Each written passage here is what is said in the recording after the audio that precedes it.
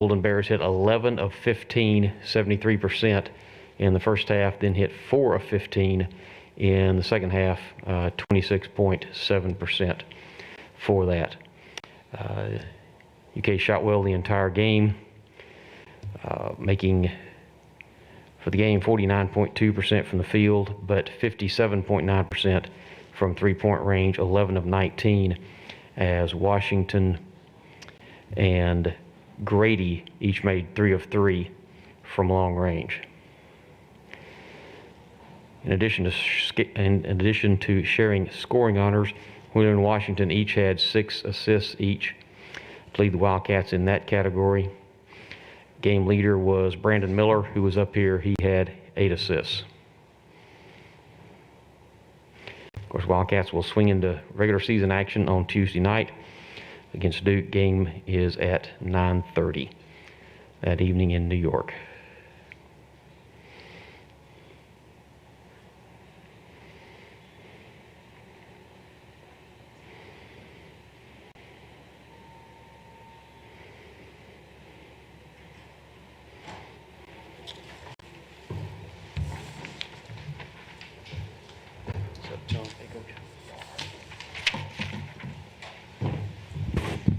Yes.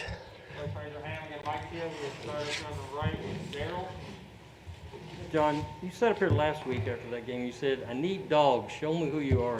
See any dogs tonight? Couple. We got a couple others that have got to become those guys. Again, a post defense and digging was way better, wasn't it? Now what fell? 3-point defense. Then you say, well, how much have you worked on it? Like some, but, you know, this was a great game. I said it before, great game for us to play, because I watched the tape. The things that they did perimeter-wise, I didn't expect them to make this many threes, like especially in a row. But, you know, second half they got 61 with a couple minutes to go, and all of a sudden you then do the same thing. Give up threes, don't bring in a ball, they make a layup. All of a sudden it's like the last game. They get 8 points in the last minute. And so you're sitting there like, you know, but the one thing that this team is will ride who's playing well. And then if you're the next man up, you got to be ready. I thought Dante did great in the second half. And you'll say, well, he made shots. No. Did you see how he stayed in front and defended, and he blocks a shot, he fought. Then it's not just shooting. He threw one away, you know, and that's fine because he was doing enough to fight. You could leave him in there. Our guards, they're probably going to play 30 minutes a game if they can stay out of foul trouble. Those two guards, they are. They're better. CJ comes back, we'll have to see. I thought Jacob played with more energy, more spirit than some of the other guys, which means I may not start him, but he's going to go in, and if he plays that way, that means you're playing less. Just how it is. Oscar hadn't practiced he was off about 4 days. He was injured, and I think it kind of showed. Second half, he played a little bit better, but first half, he was just out of sync. He wasn't with us. John, it looks like your guards are pretty good. Wheeler and Washington, they both had 6 assists apiece. They were good passers. How much more flexibility does that give you in terms of game plan and designing offenses? Well, then it's like, okay, what do we do with this team? If those two are going to play 30 minutes a game, all right, what happens behind them?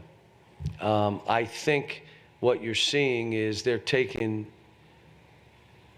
the leadership without me saying it. I thought Severe defensively was ridiculous, but it's hard to play that way for 30 minutes or more. But he did it, and I thought Ty did some good stuff. He missed a couple floaters that I would expect him to make. But look, you got to give Miles credit again. I mean, to be up and you watch. Here was my point, and I kept saying it. Are you watching the game? I'm in the huddle. They haven't made it 2. Are you watching? So don't drive them off the line. So we're closing with our hands down. And then when he goes to shoot the three, we go like this, and as it goes over our hands, we go like that, and they make another three. And so that was, it was disappointing. Like, you had to be sitting there watching. They are not going to beat. How many teams are going to come in here knowing they got to make 15 threes to beat us? There's going to be teams that are going to know. If we don't make enough threes, we can't beat them. The good news is we're shooting the ball better. So now, you know, but we around the basket, I mean, we had the ball 1 foot and missed 10, got them blocked, missed shots. So they must be in there watching ESPN talking about this game, and they're in there. I told the coach, I said, this was a good game for us. I mean, you went right at us. In terms of Xavier, his pressure, I mean, what did he kind of tell those guys where you all could push him out to the perimeter and keep him there for like several minutes? He was coaching in every huddle. He was coaching in every huddle. He was talking to guys. He was getting on guys. He was encouraging guys. Ty was doing the same. Like they never, I walked in at halftime, everybody said, well, what'd you say? We're going to play games where someone's going to make this many threes. Now we got to come out and push out a little bit, and then you got to play well and continue, and we got to get stops back to back to back to back. Again, we've hit 2 games where teams are shooting 49, 46. I mean, hopefully we're better defensively than we're showing right now.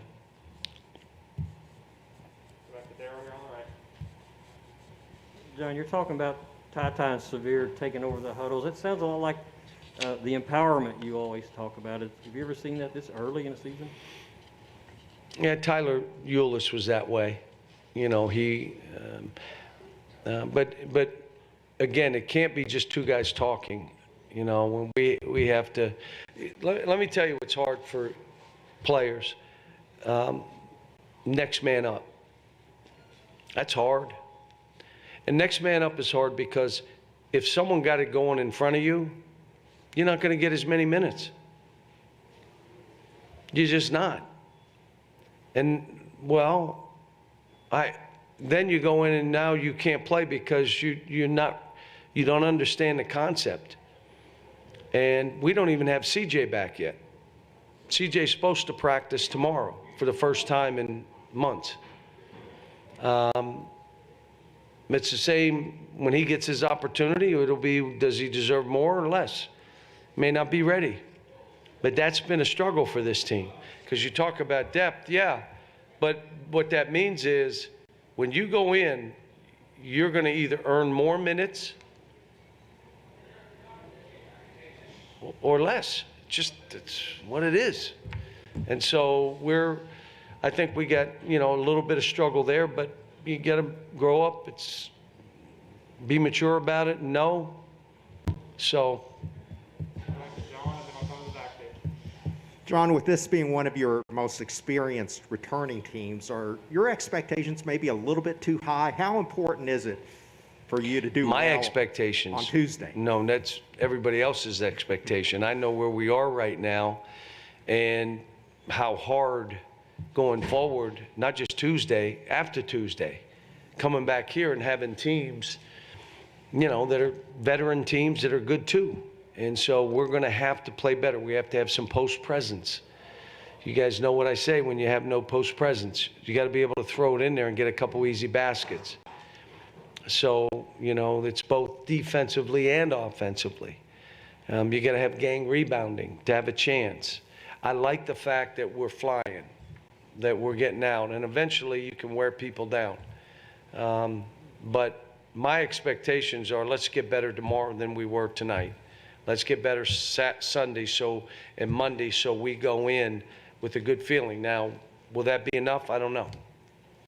Will Tuesday night be a good barometer for how you think an experienced team will respond? I can remember we got beat bad in that game and came back and we're an Elite Eight team, and if we made free throws, would have been in the Final Four and could have won a national title. And, whether it's early, playing in that thing. But what it'll be is two teams, that'll be who's going to fight, who's going to come up with the balls, who's going to pass it quicker, because, you're going to have to do this together. But they got terrific, obviously, they got one of the great coaches ever. It's his last season. And they got terrific players. The guys that came back are really good. The guys they've added are really good. It'd be a hard game. But you know what? It's an exciting time. I'm just happy we're back and fans are in the stands and it's back to normal. The players are at my house. We're able to be around each other. It's like back to normal. And this team has made unbelievable strides. But I'll say this. You're not going to be great at everything, and you don't know what you're weak at until you really start playing games. So last week it was, if you guarded a guy, you were an island. You were by yourself. In the last 5 minutes, they showed it. In this game, it shows, boy, you better have a better concept on how we're guarding threes. How about a simple fade screen, which we work on? Simple fade screen, and you hit into it, and the other guy doesn't go out, and they get 3 or 4 shots, made 3 of the 4. So there's stuff that we showed, but like I said, I'm not discouraged, probably not encouraged, but we're probably where we need to be right now. My issue is next man up. Can you play that way? Understand, because, Back here, Coach. A couple of the guys mentioned this week they feel like they're not going to overlook Miles, but it's a big tune-up. Say it again. A couple of the guys said this week that this opportunity, not to overlook Miles, but it's an opportunity to tune up, get ready for Duke. What do you see out of your team? They tuned us up. We're ready. Miles tuned us up. Right. What do you feel like you've seen out of your team that makes you guys ready? Look, we'll practice tomorrow, Sunday, and Monday, and get ready. I mean, there ain't a whole lot of, what do we have to zero in on? I'll go back to the office tonight. I haven't started watching Duke tape yet, so I need to get something together. So we'll do film tomorrow morning about this game, walk through some stuff about this game, come back later in the day, and we'll have our practice, have a practice on Sunday, travel, practice on Monday, and we'll play when the lights go on. It's like the biggest game in a decade. The tickets are ridiculous. I mean, it's crazy.